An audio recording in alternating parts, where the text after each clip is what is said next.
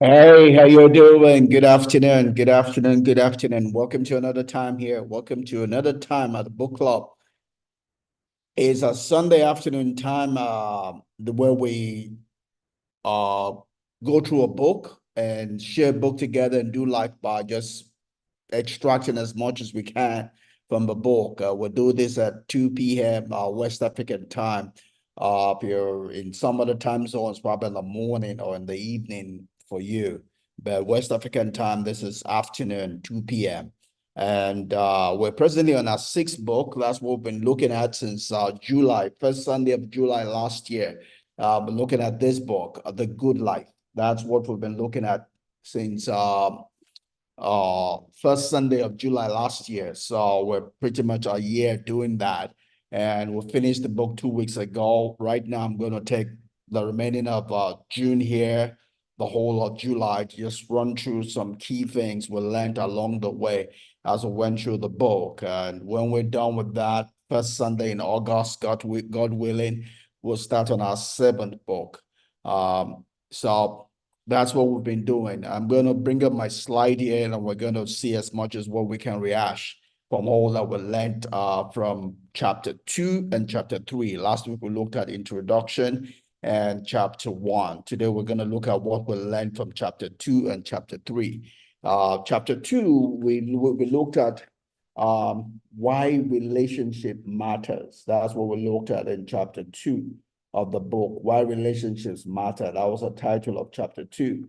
And the title of chapter 3 was Relationship on the Winding Road of Life. In chapter 2, we pretty much looked at why relationship matter, looking at the importance of relationship. And in chapter 3, we looked at our relationship in the different phases of our life. In the life continuum, we looked at what relationship is to us in the life circle, So we're going to go through all of that here. I'm going to go on and bring up my slide here and we'll shoot from there.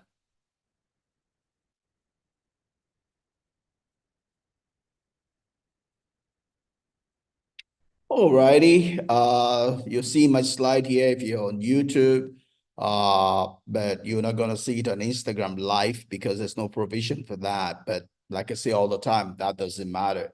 You're gonna get everything. You're not gonna miss anything out by not seeing the slides.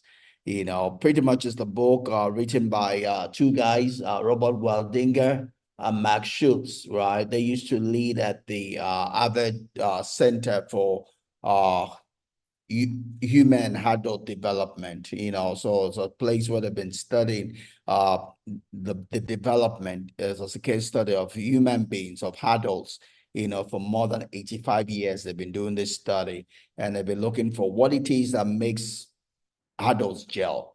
What is it that makes up for a proper adult development? What is it that makes for living long? What is it that makes for living well?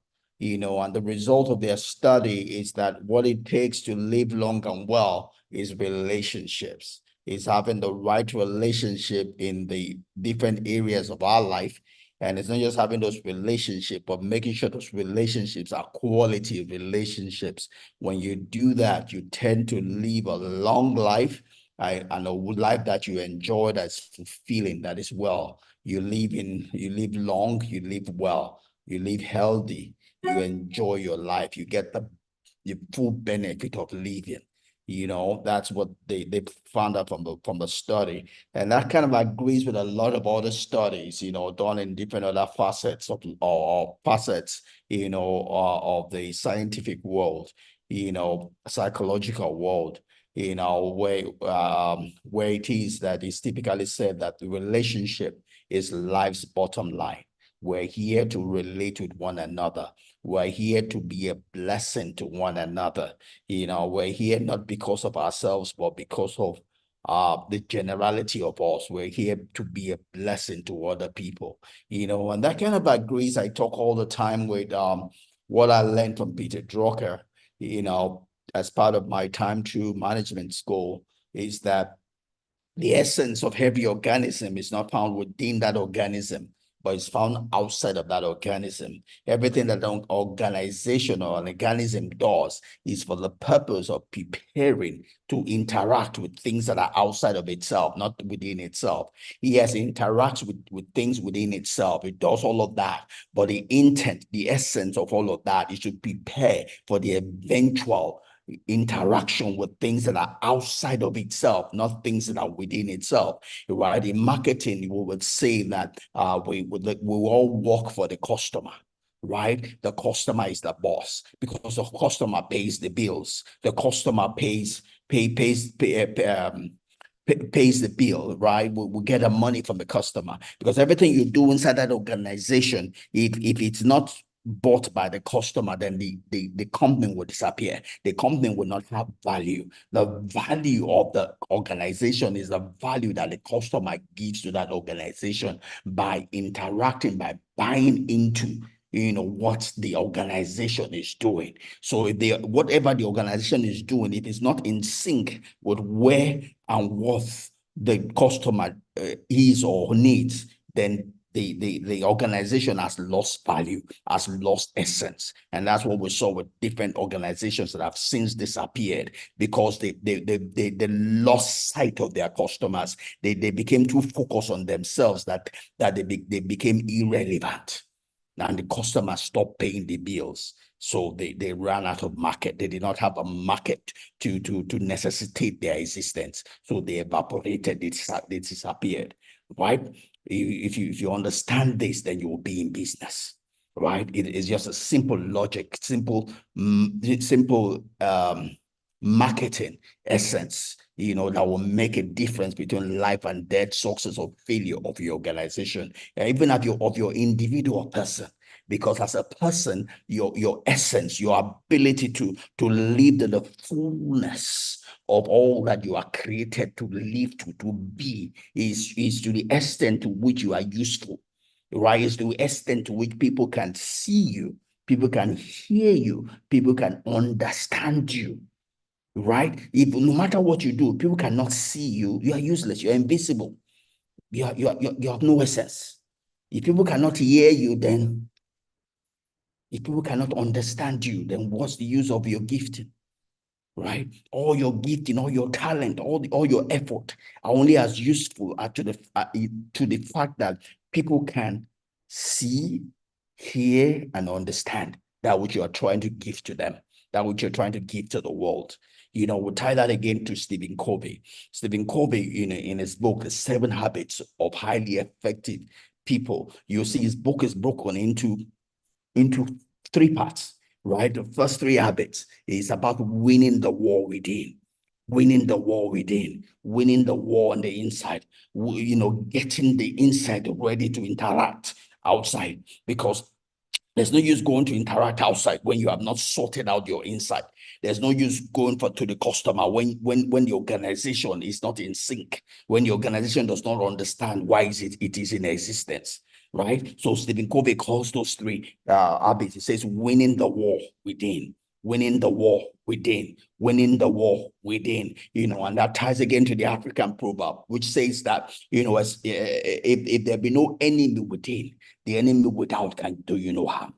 If there be no enemy within, the enemy without can do you no harm. So the best way, the right way to win against the enemy that is outside of you, that is arrayed against you, is to first of all win the war inside of yourself. Because when you win the war inside of yourself, you are sure of winning the war against the enemy that is outside of you. Right? But you cannot win the war on the inside of you. When you have spies, when you have enemies within, it's easy for the enemy without to harm you. Right? If you look at that, the popular movie on the Spartans, right? Spartan, one of the villages or groups in Greece, the Spartans, right? They are known for their war. They are known for their victory, right? But having someone who betrayed them within, led to their failure, to their losing the war, right? Because someone on the inside betrayed them.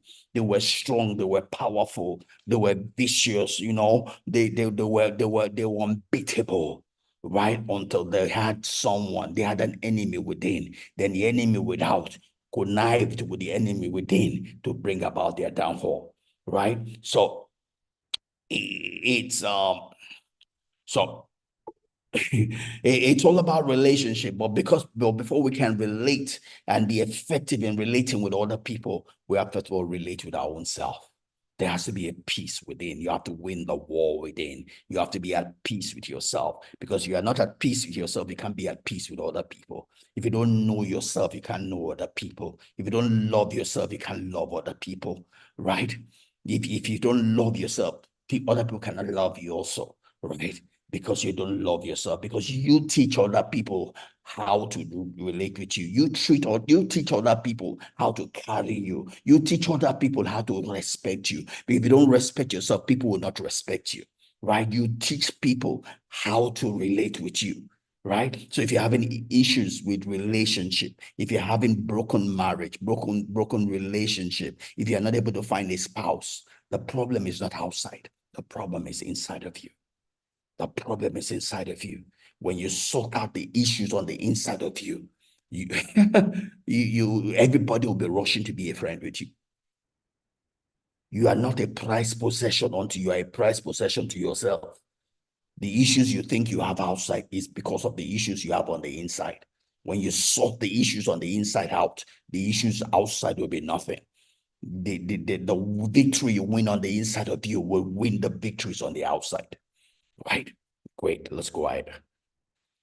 Uh, So today we're gonna go through our second take on the summarizing all the things we've learned in 1 year, and we're gonna do this to the end of July, and we'll start with our new book on the first Sunday in August, God willing. So we're gonna look at chapter 2. Chapter two's title was Why Relationships Matter. And we're in the introduction, you can already pick why relationships matter, because it's all that makes a difference. It's all that makes a difference. That is what makes us to actualize. Without relationship, you cannot actualize. You cannot rise up to the occasion of life. You cannot actualize. You cannot rise up to you cannot evoke. You cannot come to the place of the highest expression of all that you are made to be without relationship, right? Again, don't forget this relationship on different facets, right? Relationship with God, relationship with yourself, then relationship with others, right? And it starts in that order: relationship with God, or if you don't believe in God, something higher than you, right? Relationship in something higher than you, relationship with yourself, and relationship with others, right? That's a sequence. We don't start with relationship with others. You cannot relate aright with others if you cannot relate aright with yourself or with someone higher than you, right?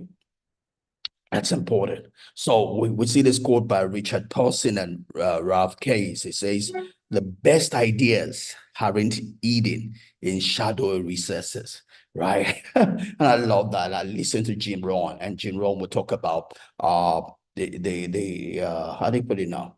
The obvious, right? The obvious. It's the same thing we talk about common sense, right? Common sense is not a sense that is not common. It's a sense that is common, but is overlooked or missed by people. Right? It's seeming so common that people overlook it. They despise it. Right? That's what common sense is. And common sense is wisdom. But people despise it because of its seeming commonality, its seeming obviousness, right? And Jim Rohn says that if you can go to learn about how not to miss the obvious things, it will bring you a lot of wealth. It will make a difference in your life. It will make a difference in your bank account, right? If you can understand how to see and use the obvious, the things that we take for granted, because life is not difficult. Life is easy. Even you settle down. We miss life because we're too much in a hurry. We miss life because we're too much in a hurry. We miss the wisdom, the handwriting of God on the wall all around us. giving us signs, giving us direction, giving us signs, giving us direction to life. We miss it because we're too much in a hurry, right? Hurry has done us in, hurry has done us in. We call hurry the devil himself. The devil gets us so much in a hurry as if we're trying to catch up, but we miss the things we're supposed to use, supposed to take along with us to make a difference. We miss our armory. We get confused at the battleground, and we come back defeated. We come back tired. We come back used. We stay in the rat race because we're in a hurry, right? If only we'll settle down and think. If only we'll cool down and think. If only we'll give our mind to our ways, then we'll come out of the rat race. We'll come out as the champions that we're meant and made to be. We'll come out on top. We'll come out victorious in life. If only we'll cool down, give thought to our ways. It's not about the speed, it's about the direction. It's not about the speed, it's about the direction. First thing is the direction. Once the direction is right, then you can gain speed, but you have to first of all learn to crawl before you can walk. You have to learn to walk before you can run. You have to learn to run before you can fly, right? You're not going to fly in one day. You're not going to run in one day. You're not going to walk in one day, but you have to first of all start. You start little, then you gain momentum. You start little, then you gain momentum. You don't just speed out without thinking. You might be going in the wrong way, right? You might be in a hurry, but it might be in the wrong direction. You might spend a lot of hours, a lot of time, but achieve nothing because you're not doing the things you're supposed to do, because you're not doing the things that matter. You're not doing the things that move the needle, for your life, right? Those are important, so the Richard and Ralph, reemphasizes that to us, that we should not miss the obvious things. The things that are important are obvious, but we miss it because we're in a hurry. We miss it because we take it for granted. The popular story was told about two small fishes, swimming around, and the big fish came out to them and say, "How's the water today?" And they said, "What's that?" Water, water. They got it so used to water that they didn't know that they needed water for survival. They've taken the important things of life for granted. Don't we all? Don't we all? How about somebody coming to us and say, "How is the oxygen today?" You don't know that you are being held together by the oxygen you are breathing. You just have to not breathe for a certain period and you become a vegetable. How is your blood flowing today? Don't you know that is what's keeping you going? That's what's cleansing your body. That's what's cleansing your body. That's what's moving oxygen all around your body and moving food all around your body, and keeping you in shape, keeping you in health, keeping your machine going. But we take it for granted. It's always flowing. Oh, until it stops flowing. Until it stops flowing, right? Let's not take the important things for granted, right? They might be common, but let's not commonize them because they make a difference in our life. And that's where relationship comes also. Sometimes we take relationships for granted, but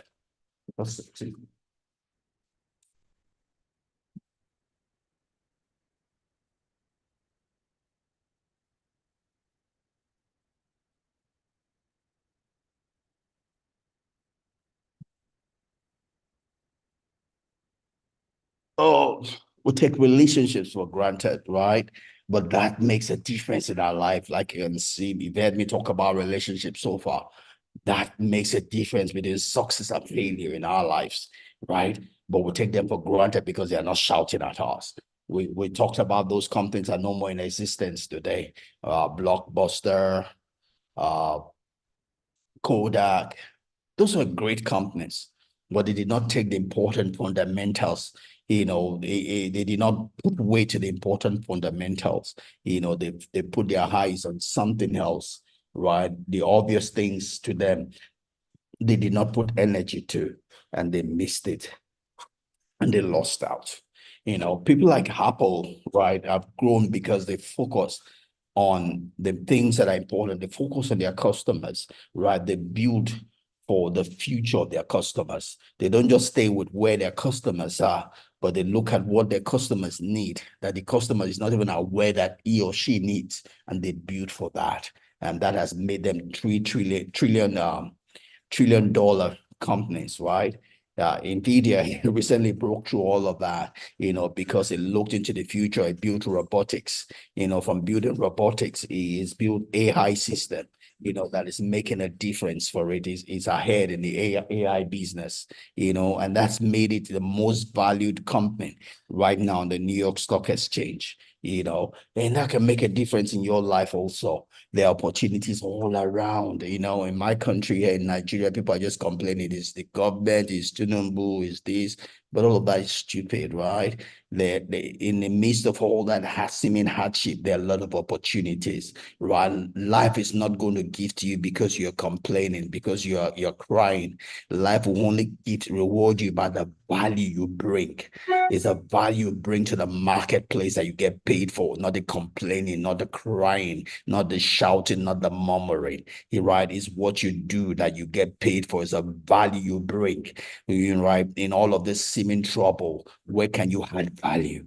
Where can you add value? Because there are a lot of opportunities shouting in the midst of this seeming hardship. If only you can see them, if only you can slow down and cool down and ask the right question, if only you can see that's obvious that is shouting at you, the obvious that is shouting at you. People are making millions, people are making billions in the same avenue, the same economy that others are complaining about. It's all about what you see. Again, that popular quote we say it's not what you're looking at, it's what you see.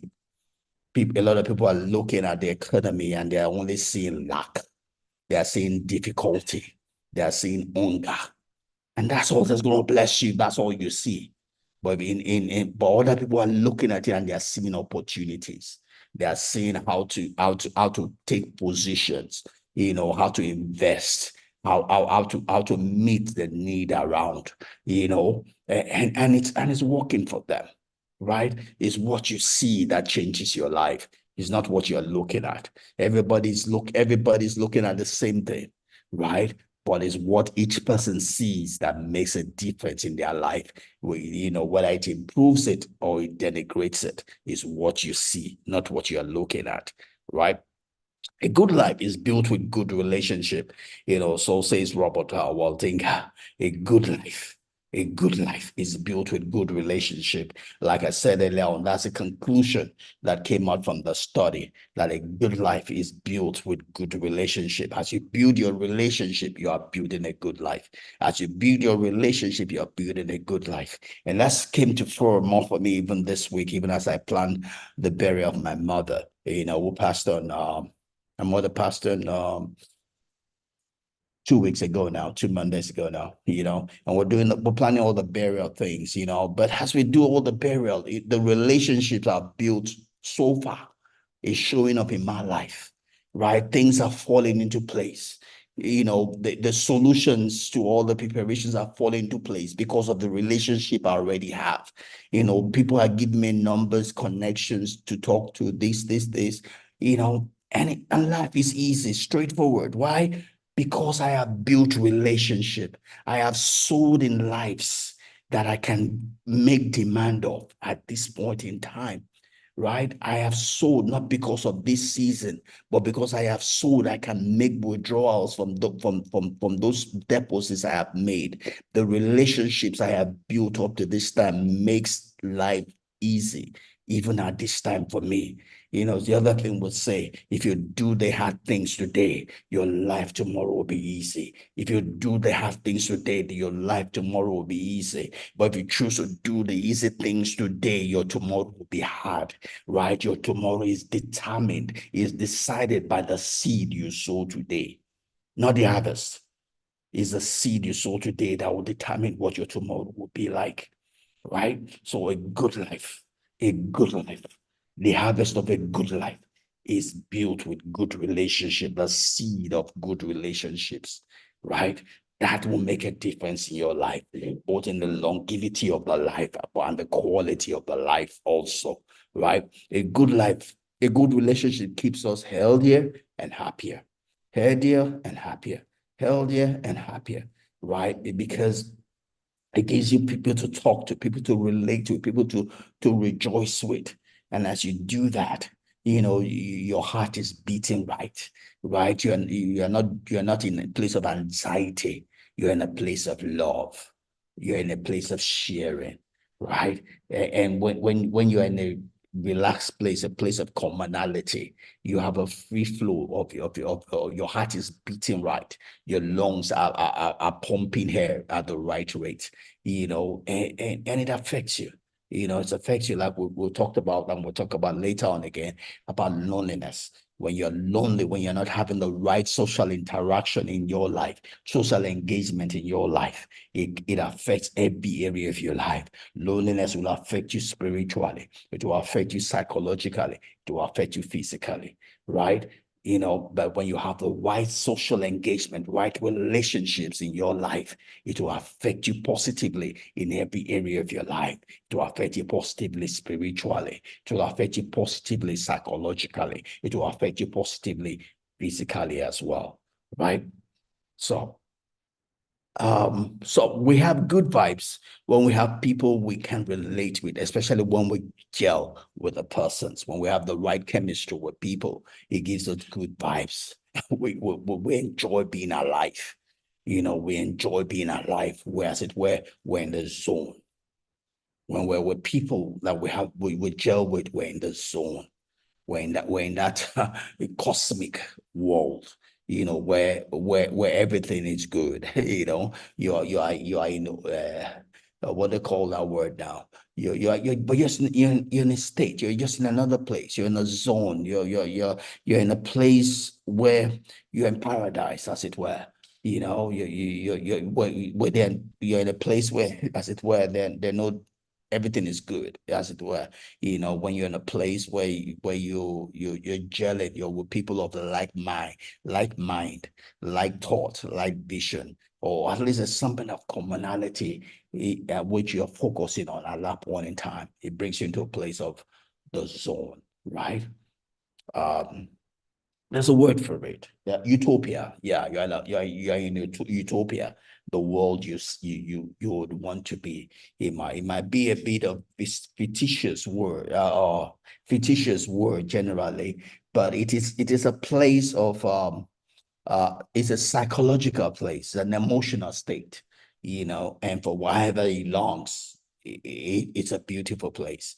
And the more you can live in that place, the happier you are, the more healthy you are, because you don't have you don't have secretions in your bloodstream that is making you to want to fight or flight. You're not in that place of war. You are in a relaxed state. You're in a relaxed state. Your heart is not under pressure. Your lungs are not under pressure. Your blood is flowing right. Right? That's important. Scientific studies have told us again and again that human beings need nutrition, they need exercise, they need purpose, and they need each other, right? Scientific studies have told us that we need good food, we need to exercise, move, we need a purpose, and we need each other. We need nutrition for our physical body, to fuel for our body. We need exercise, right? For our physical being and also for our mind. We need a purpose, right? It helps us spiritually and psychologically. And we need each other. It helps us socially, right? That's important. Relationships provide support to get you through rough times, right? In the book of Ecclesiastes will tell you that two are better than one because they make a better reward of their labor, right? If one falls, the other one will pick him up. If one is cold, the other one will warm him up, right? If one is down, the other one will encourage him, right? So two are better than one, and that's what relationship does for you. Relationships provide support to get through rough times. When you have no strength of your own, relationship will give you a shoulder to lean on, someone to encourage you, someone to just speak right words into your life, right words over your life, to bring out you through the hard times, the difficult times, the times when you don't seem to believe in yourself. Another person's belief in you might just carry you through, right? Sometimes we don't have enough belief in ourselves, and it makes a difference to have someone that believes in you, carry you through those times. I thank God for my mama. She's been there for me in that wise, right? Time when I didn't believe, or there was nothing even in me to believe. I rested on the belief of my mama, and that's important. That's important. And we can do that for one another. That's the essence of a church. That's the essence of a team. That's the essence of society. That's the essence where we group together, is to help one another. Is that popular song that says, lean on me, lean on me, when you're not strong. One day I'm not going to be strong also. I'm going to need a shoulder to lean on. That's what we do for one another. And that's a beauty, the power, the strength, that your relationship brings to us. So relationship provides support to get you through rough times. Having someone to help us through those struggles can make all the difference there is in life.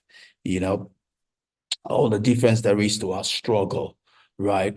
One may chase 1,000 and two put to flight 10,000. It's called synergy, right? When we link with another person, it's not the sum of our strength.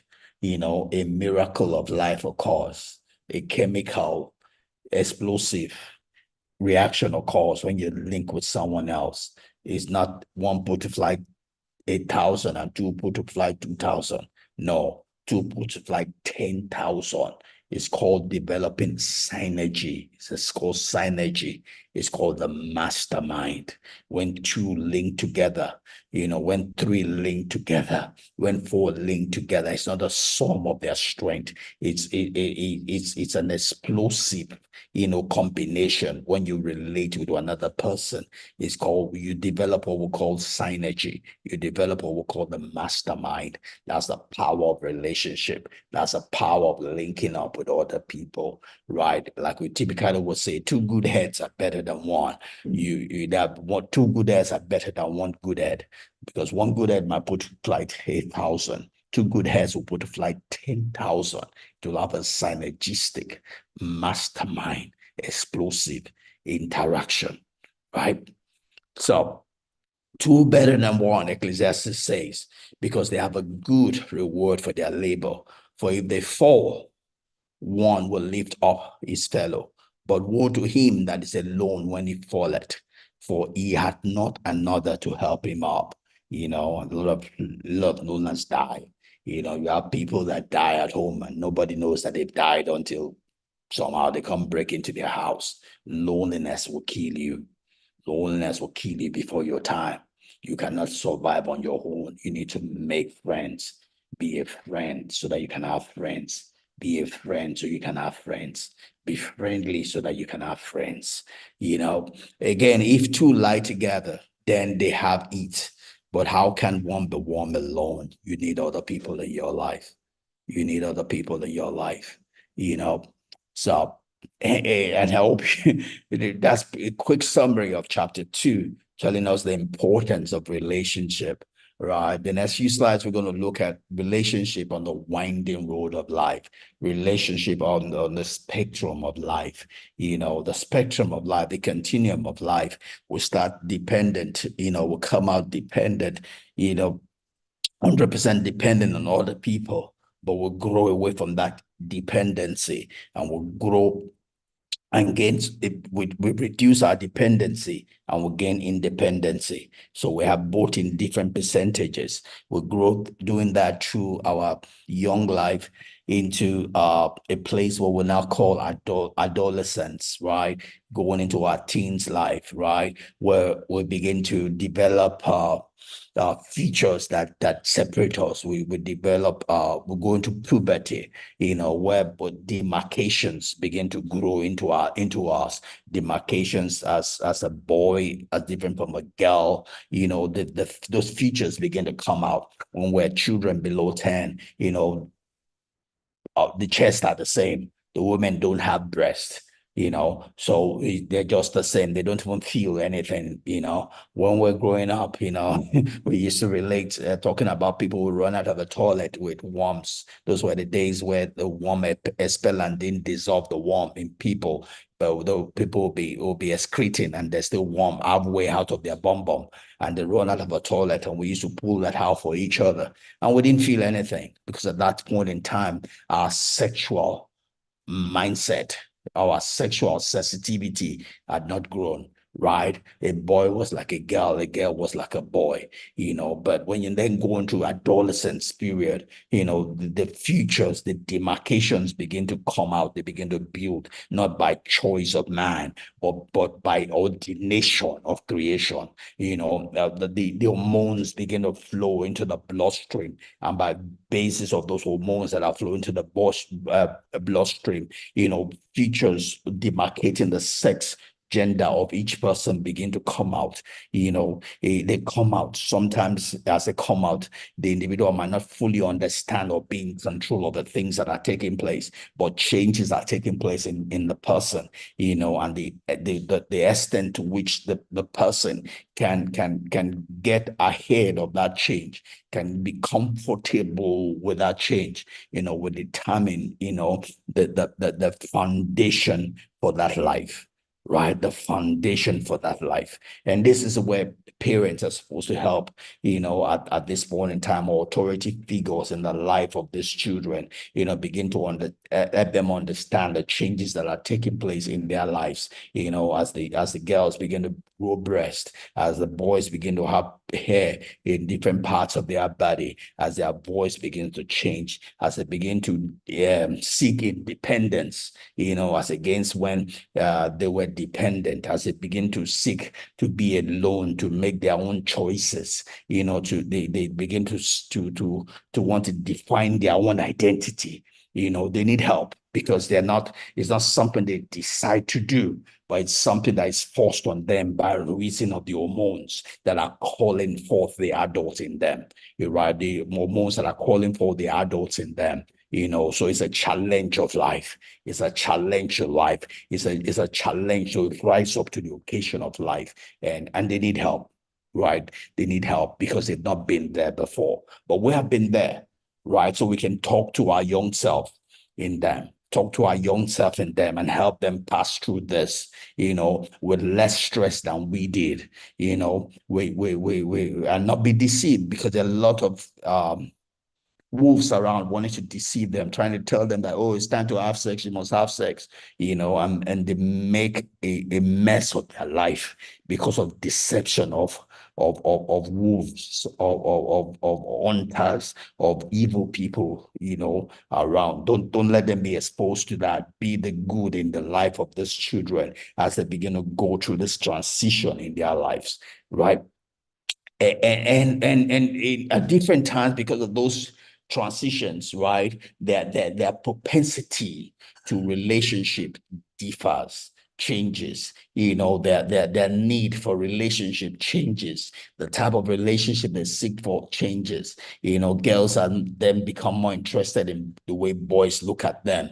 They want to be special to some boy or to some boys. They want their female feature, to show, because they see themselves as a prize to be won, right? The men, also want to be able to, in a place, be a one that can win the girls. They're those forces, as it were, and they're natural, right? They're natural. But the thing about, irrespective of what phase of life we're going through, irrespective of what hormones are flowing through us, we are always responsible. We'll never have an excuse to say it's because of the hormones that are in my body. That's the reason why I did that. No, no, no. We're not animals. We're not mere animals, right? We are higher animals. We're higher animals.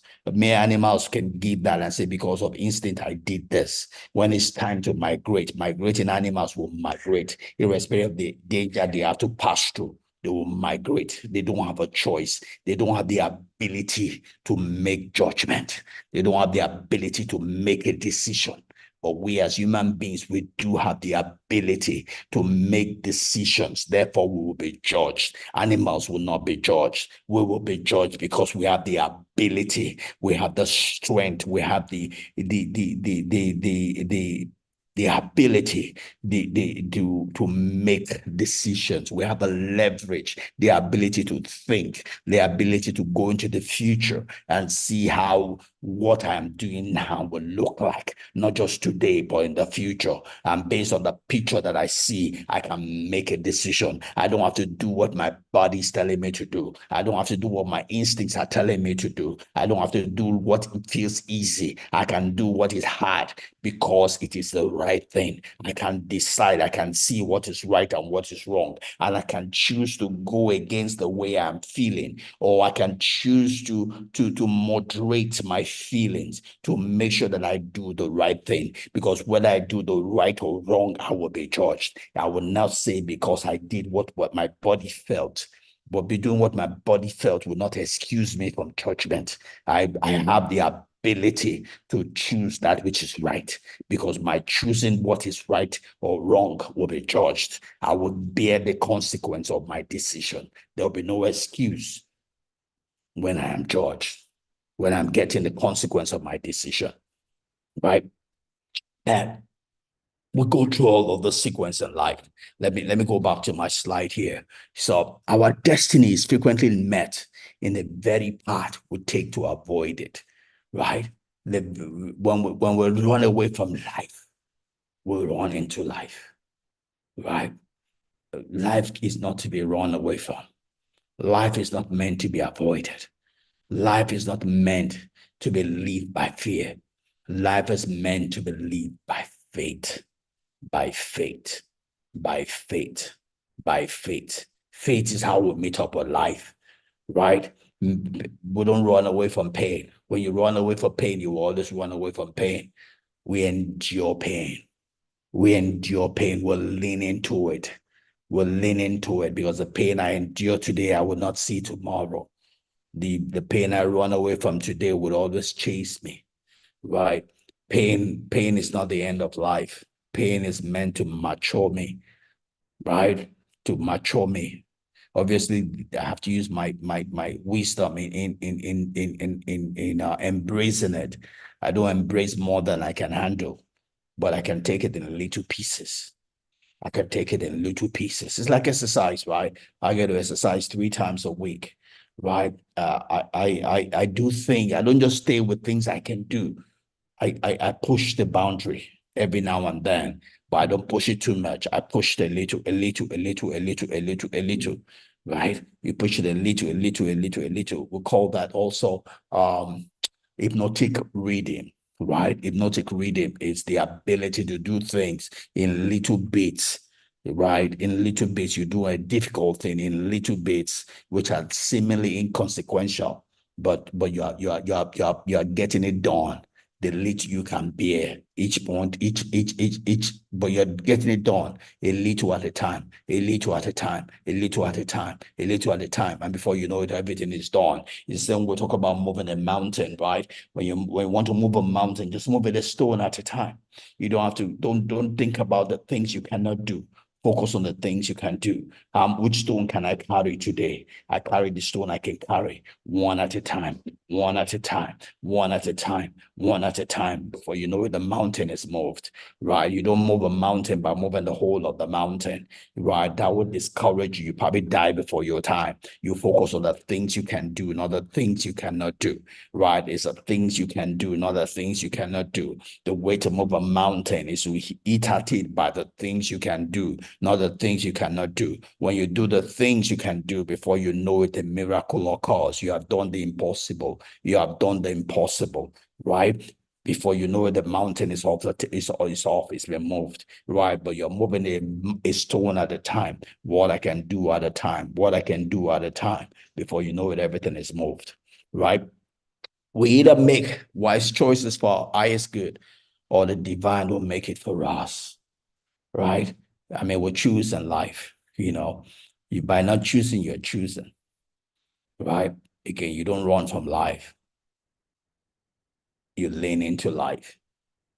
You lean into life by doing what you can do, right? Your past is not your destiny. You can change your future at any moment, right? The past is gone. What you have is this moment. You're most powerful in this moment, and this moment can make all the difference in your life. It can clear away your past, and it can make your future wonderful. It's the decision we make, not the conditions of our lives, that determine our destiny, right? It's the decisions we make. It doesn't matter where you are today. It's the decisions you make that make a difference. Your decisions can make you a millionaire tomorrow. Your decisions can make you a billionaire tomorrow. Your decisions can make you a pauper tomorrow, right? It's not where you are today. It's not the harvest of each day that's important. It's the seed you're sowing. That's what makes a difference in your tomorrow, right? Until you make the unconscious conscious, it will direct your life and you'll call it fate, right? Until you make the unconscious, when things are going wrong or things that you don't understand are happening in your life, especially if they are happening repeatedly, you need to sit down and ask yourself, why? What is amiss, right? Fate, you determine your fate. There's no must happen in your life. It's all because of what you did or did not do. Life is an outcome. Life is a result. It's not just a suddenly, it's a result. Everything that happens in your life is traceable. It's because of something in your past. You can find it out. You can ask the question and trace it, and you can change the input. When you change the input, the output will change. But if you don't know the input to change, then you keep on getting the same result. Life is predictable. Life is amenable. Can be designed. You can have the life you want. You just have to sow the seed that will give that life, right? No trial has overtaken us except that which is distinctively human. There's no trouble you're going through right now. There's no trouble you've gone through that is extraterrestrial. Every trouble that we go through, it's human. It's human. It's common to man. Someone else has gone through it before. Some have succeeded, some have failed, right? You can learn from why those people that failed and do not do what they did. You can learn from how those that succeeded and do what they did. Like success is repeatable. If you do the same thing they did, you will succeed. If you do the things that those that failed did, you will fail. Right? You learn. So that's what Isaac Newton says. Isaac Newton says, I have seen further, I have gone further, because I sat on the shoulders of those that have gone before me. I learned from their mistakes, I learned from their successes, and I did better. I built on that as a foundation. I did not have to reinvent the wheel. I did not have to make mistakes they've already made. I did better than them because I did not start from ground zero. I started from where they stopped. I started from where they stopped, right? You will not live long enough to learn everything yourself. You will not live long enough to learn everything yourself. So the lessons that have been learned meant that some people died. They died to learn that lesson. If you have to learn that lesson yourself, you will not live to apply it. So you can apply the lesson, or that's have paid their life with to learn. You can use that lesson and build on where they stopped, right? You don't have to die. You can use the lesson without having to die, right? So we're not human beings having a spiritual experience. We're spiritual beings having a human experience. We're here to have a human experience as we go through the continuum of life. We're not here to have a spiritual experience. We're here to have a human experience. When we get to heaven, in eternity, we'll have a spiritual experience. We're here to have a human experience. We're here to enjoy life. Let no one deceive you. We're here to enjoy life. I'm not talking about to abuse life. We're here to enjoy life. The purpose of life is to be happy. The purpose of life is to be happy. If you're not happy, you are not living. If you're not happy, you are not living. You are in bondage. The purpose of life is to be happy, is to be fulfilled, is to actualize. If you're not happy, you're not living. You're only existing, you're not living. You are living dead. God wants us to be a living. We're here to be happy. We're here to fulfill purpose. We are not here to have our spiritual experience. We're here to have a human experience, right? And we're only going to be here for as long as we are alive, physically, not spiritually. Physically, the day your breath goes away, you lose authenticity on this side of eternity. Irrespective of what your purpose is, irrespective of what the job you have been given is, the day you breathe your last breath, you lose authenticity. You will not be able to fulfill any purpose. You can only fulfill purpose for as long as you have breath inside of you. Defend your breath. Excuse me. So we're forever changing from what we are into what we will be, right? We're in transition, becoming better. If our eyes are on that place called there, then we can continue to evolve into a better horse every day, right? It's not about being better than anybody. It's about being better than your former self. You know, I see some people that just compare themselves with other people who are the best this, who are the best that. Those people are destined for death. They are destined for hell.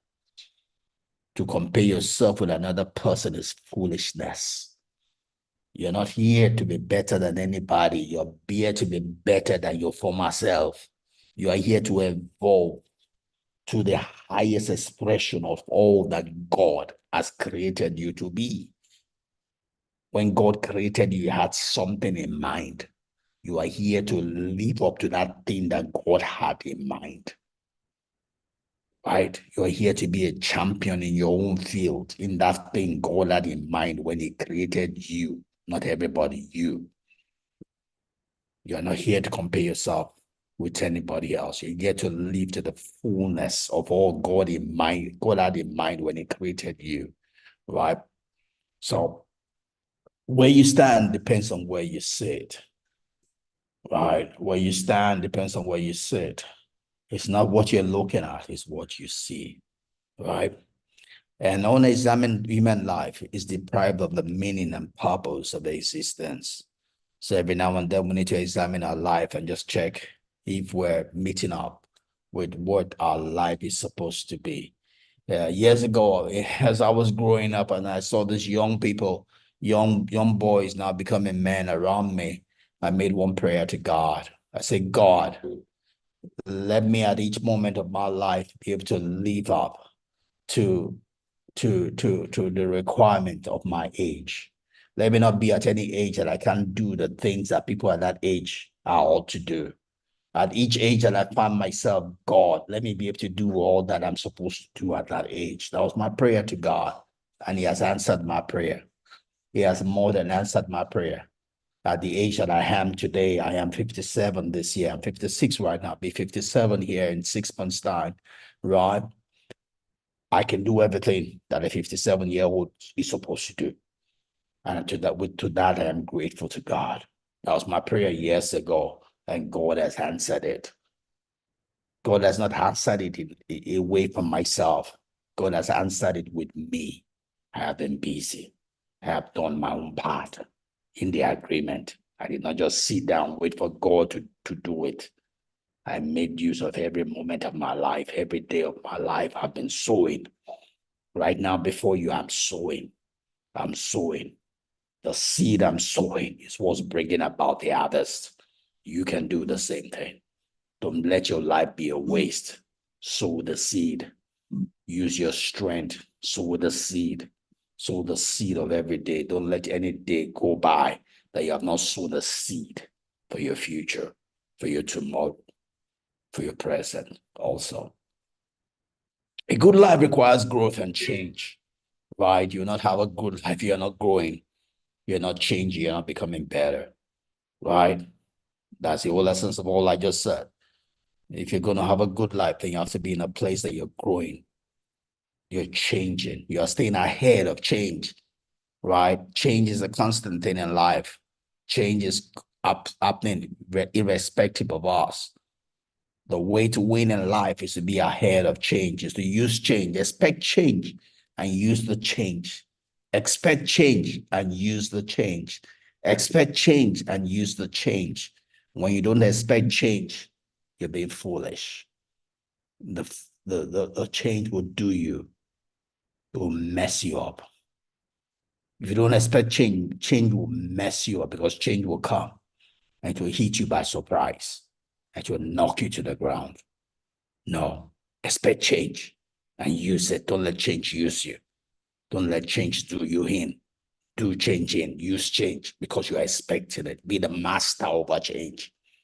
Be the master over change. Change is a good servant, but it's a bad master, terrible master. Use change. Be the master over change over your life.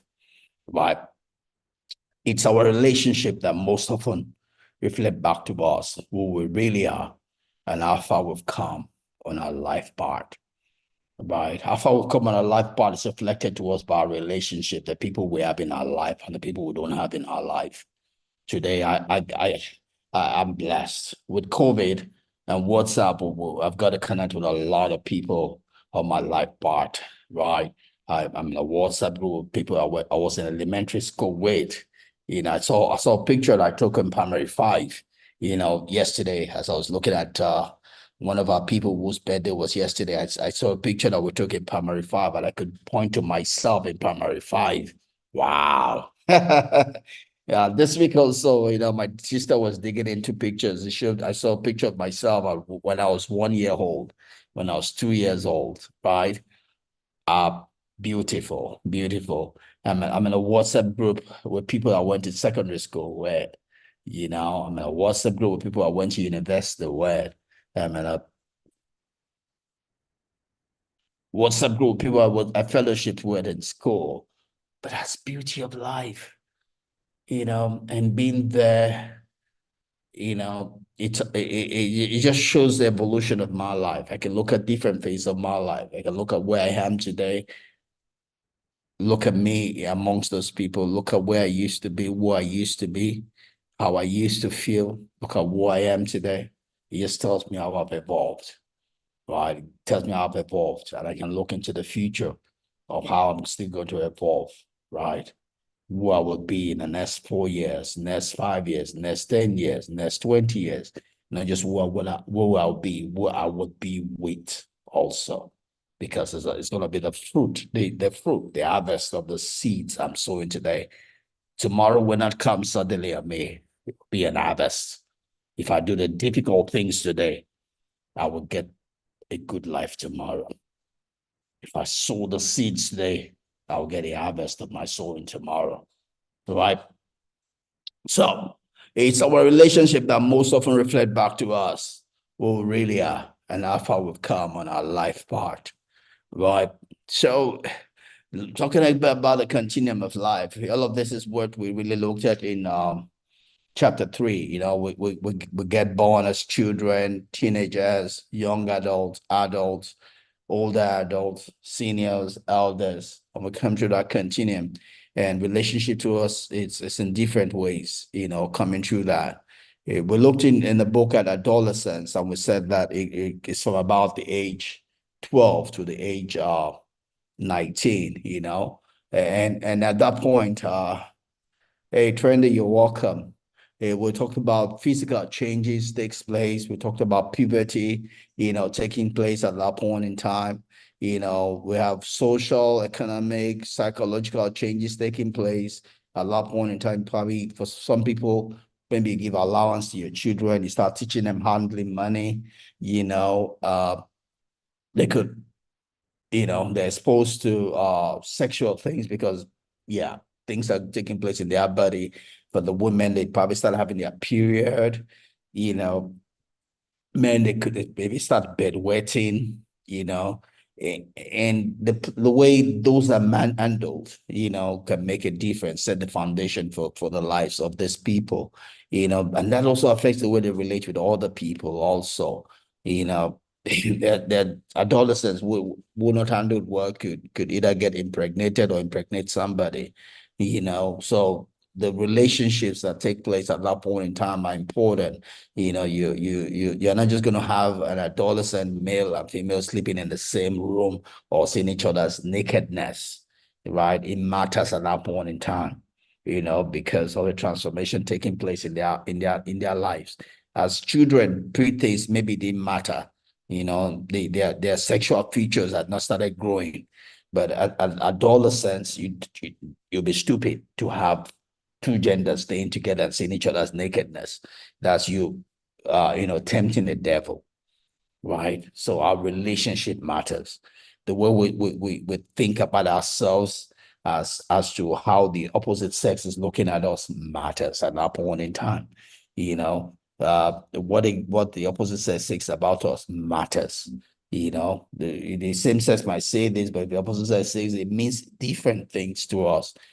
Something inside of us is wanting to be affirmed by the opposite sex, and the way we then treat all of these different changes, streams, emotions, hormones flowing matters, right?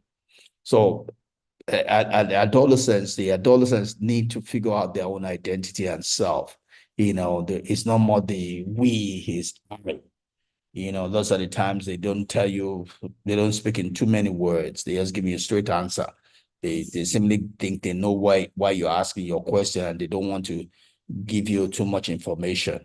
Those are the times they seek privacy. My last baby would say that we should knock before we enter our room, at that point in time, but different changes taking place, and we need to respect it. We should not be foolish to be oblivious of what's taking place in the life of our adolescents. We need to help them through those periods. We need to be understanding. We need to not see them anymore as the children that they used to be.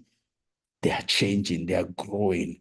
They have challenges calling upon them from within. They have a war going on the inside. Our place as parents, friends, authority figures in their life is to help them win the war within. Because if they don't win the war within, they cannot win the war outside. There's a war taking place on the inside. There's a war outside. The only way they can win the war outside with peer pressure and all of that is that they find peace within. They understand. They come to peace with the different things, war, struggles that's taking place on the inside of them, the confusion, right? They can come to a place of peace with it that would help them to be able to win against the peer pressure with outside, right? But that's important. That helps us, part of our growth as human beings. Then from the adolescents, we go into the young adults. Young adult is probably between 20 and 40 years, right? And at that point in time, you're coming from adolescence, those hormones are beginning to settle down. You're beginning to get used to the transformed you. Your sexual features are now pretty much set up, but you're still getting used to them, so you're as it were getting set for life, right? So between 20 and 40, you are beginning to use all the things that you gain from adolescence. You are beginning to then use them in life or practice to use them in life, So you're exploring your identity. Who am I?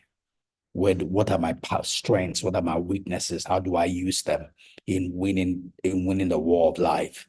You are looking for stability. You're focused on yourself because you're trying to understand you, right? There's a feeling if you're in between adolescence and adulthood, because as younger, you're not really fully an adult. You're a young adult. You're an immature adult, as it were, at that point in time. So you're still getting used to this adult thing, as it were. So you have a broad sense of a possible future, but you don't seemingly feel comfortable with it yet. You are yet trying to explore life, as a young adult. It is a period of building and rebuilding oneself, right? As a young adult.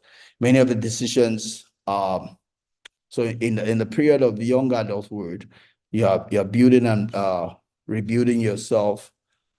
Many of the decisions that are made before a person. All the decisions you're making as a young adult, you don't have experience, but yet you have to make decision. about things of life. So it helps to have a mentor. It helps to have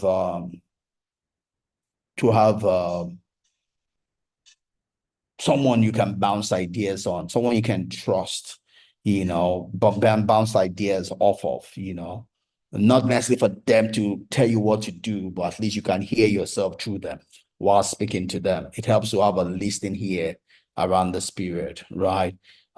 It's not just to jump at things because you don't really have experience. You're going to jump at some things and you learn from it, but the more you can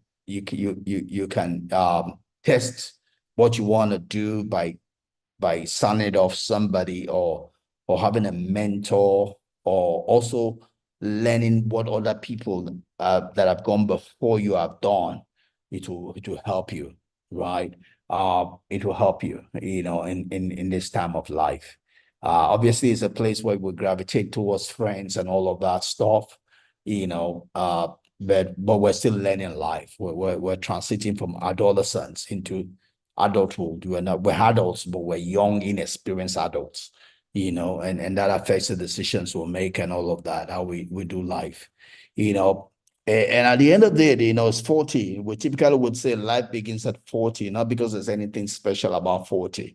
It's just because at 40, hopefully you have learned in 20 years, from 20 to 40, you have learned what it means to be an adult.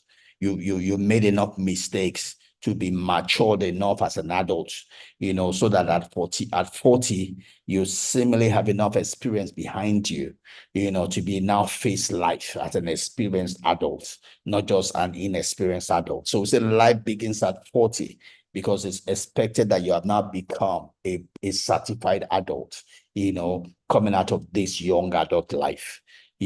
So we'll go to the next stage of what we call the middle life, right, which runs from about 41 to 65.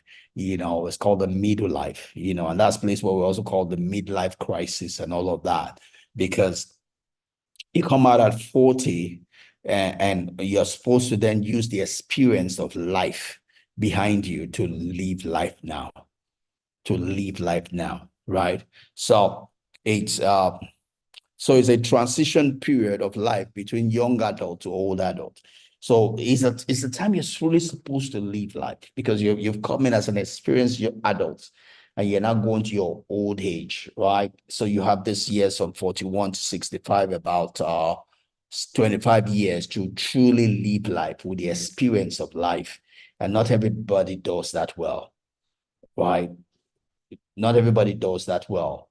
When you don't do it well, you have what we call the midlife crisis, where you begin to question yourself: have I lived my life well? Right? But when it's lived well, then you don't have midlife crisis. But you can have potential midlife crisis if you think that you're not doing this within this age bracket well. So that's where a lot of people will get into divorce or make some stupid, silly decisions. When you're not in control, you're not on top of yourself during this lifespan. You know, so midlife crisis is a transition of identity and self-confidence that can occur in midlife, right? When you lose confidence in yourself, It is an inflection point between self-focused, inward-looking way living that many of us develop in young adulthood, and a more generous outward way of living, as you go from looking at yourself, looking at the outside. If you're not in control of that evaluation, it could lead to a crisis. About someone is used the word that she's wasted her life, living with her husband. Whatever it is for her, the picture of her life at that point in time was not what she wanted. They ended up divorcing. That was our interpretation, was that it was a waste, right? But that's been defeatist, right? Because don't forget again, everything is a result. It's a result. Failure is not fatal. Success is not final. It's about learning, taking the learnings and applying them. Don't give up on life. Don't quit on life. Learn. Examine your life. Look at the pieces. Look at how they were put together to give it the result you don't want. Think about putting them together another way, a different way to get the results you want. You are the master of your fate. You are the master of your destiny. You are the captain of your soul. You are the captain of your life. You are the captain of your marriage. You are the captain of your career. You are the captain of your calling. You can take it to where you want it to go to. The decision is yours to make. The decision is yours to make. Don't give up on life. Don't give up on your marriage. Don't give up on your career. Don't give up on your calling. Examine it. Learn the lesson. Learn how you got to where you are. Take the lessons learned and take yourself to where you want to be, where you want to get to. You got here by a result. You can get to where you want to get to by a result. It's all about the inputs you put in that will get that for you. You are the master of your fate. You are the master of your destiny. You are the captain of your life. You are the captain of your money. You are the captain of your wealth. You are the captain of your career. You are the captain of your calling. You are the captain of your parenting. You are the captain of your marriage. You can take it where you choose to take it to. Then we'll go to the 66 plus, It's a time of deep reflection, introspection. The virtue of this stage is wisdom, The virtue of this stage is wisdom, right? The virtue of old age is wisdom, right? As you grow older, your strength is seemingly diminishing. But what should be going up to replace is the wisdom. You should not be spending the same number of hours to do the same thing like you used to do when you were younger. What you took you 3 hours to do when you were younger should be taking you less time to do now because you have wisdom. You have the better way of organizing things. You cannot be doing things the same way you used to do it. You can do it better now because you should have wisdom. You should have experience. Let experience speak for you. Let wisdom speak for you. That is what approves you as an elderly person. If you don't have wisdom, you are just young and stupid. It doesn't matter how old you are, right? Wisdom, experience is the crown of old life. So says the word of God. So says Proverbs.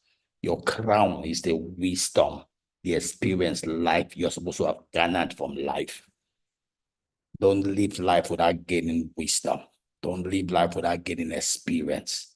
Right? A young person might know many ways. An old person knows a few ways, the right few ways. Right? You've knocked up the ones that don't work. You've left yourself with the ones that work. Yoruba proverb will say, a young person cannot have so many clothes that will have rags like an elderly person. Age gives us rags. Those rags are wisdom. Those rags are experience. Let it work for you. So old folks are more capable of appreciating time.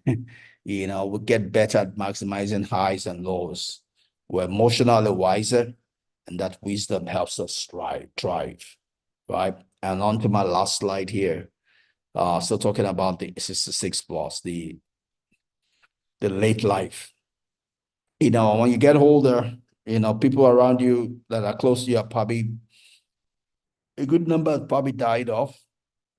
But your ability to then still be able to connect with the few that are alive would help you, right? And also how much you've sowed also in other people's life would help you because they will gravitate towards you based on what you sowed when you were younger, right? So your seed, you begin to get a harvest of your seed at the old life, right? Social isolation is a present danger at old life, but it doesn't have to be if you sow the right seeds, or even at the old life, you can still sow the right seeds. Don't forget, the only way you get friends is to be friendly. Even at the old life, you can still be a friend to young ones that will gravitate towards you. It doesn't matter what you've done with the years past. Even at wherever you find yourself, be friendly. If you are friendly, you will have friends. If you are friendly, you will have friends. Use what you have to be a blessing. It's not what you don't have. At old age, you have experience. You have wisdom. Be a blessing to other people. Teach the young ones how to live. Teach young ones how to gain momentum, how to do things better. They don't have to reinvent the wheel. Speak to your younger self. If you invest in younger people, speaking to your younger self, they will gravitate towards you. They'll be your friends. You don't have to have social isolation, irrespective of what age you find yourself. If only you're a blessing. It's a matter of sowing the right seeds. You get the harvest, right? We have to learn how to balance our awareness of death with staying engaged with life, right? As the old age, death is ever present, but we should not be a servant or prisoner of it. We can still enjoy life up to our very last moment. We can't outrun the chaos of life, but the more we nurture positive relationship, then we cannot outgrow the chaos of life. But the more we nurture a positive relationship, the better our chances of surviving and even thriving on this bumpy ride, right? The more we nurture the right relationship, we can thrive. Life's a tragedy. Life's tragedy is that we get old too soon and wise too late. You know, we get old too soon, but wise too late. But irrespective of where you find yourself in life, use what you have. Don't ever give up. Use what you have. Use the wisdom you have. Use the experience you have. Take ownership of your life. Don't ever relegate yourself to the back when it comes to your life, because you are the master. Your life will only move in the direction you choose to take it. No other person can take it for you. Not your pastor, not whoever, not your spouse. It's you. You are the master of your fate. You are the master of your destiny. You are in charge. You are the captain of your soul. You are the captain of your life. You are the captain of your enjoyment. You are the captain of your happiness. You are the captain of your joy. You are the captain of your fulfillment. Take it where you want it to be. That's all I got. Thanks for standing with me, Trendy77, and every other person on YouTube following along. Thank you for coming along. God bless you. Well, that's chapter 2 and chapter 3 we covered today. We'll be back next week and we'll cover chapter 4 and chapter 5. Till then, God bless you. So it's going to be the last day of June. We'll come back 30th of June next Sunday, and we'll do that, even as we try to take all we've learned in this last 1 year from this book. It's a book, a sixth book, The Good Life, that we're trying to close here. And we'll start with a new book in first Sunday of August, God willing. Till then, have a good one. God bless you. Have a great week ahead. See you next week. God bless you. Bye-bye.